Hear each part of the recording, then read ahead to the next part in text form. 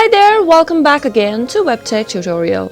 In today's episode, I'll be showing you how to record calls on WhatsApp.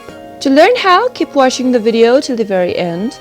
Subscribe to our channel by hitting the subscribe button and press the bell icon so that YouTube will notify you whenever we post a new video. To record calls on WhatsApp, go to your Play Store and download Cube Call Recorder. After you're done downloading Cube ACR, tap open the app. Tap on the next button as soon as it opens. Accept the terms and services by tapping on agree.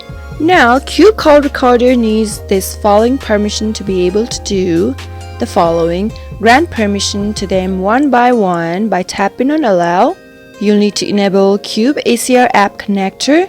Tap on enable app connector and simply tap on it and turn it on and go back. Now you'll need to disable Wi-Fi calling. Simply tap on OK, got it. In the call settings, tap on recording calls and enable the auto recording on. Go back again.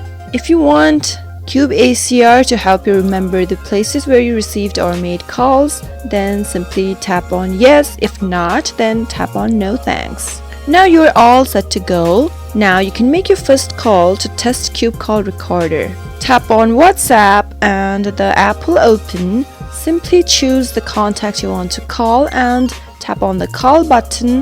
That is how you can record WhatsApp call on Android device using a third-party app. If you like the video, go ahead and give it a thumbs up. Feel free to comment down below in the comment box if you have a question or a feedback. I'll be back soon with more tutorial episodes. Again, thank you for watching the video till the end.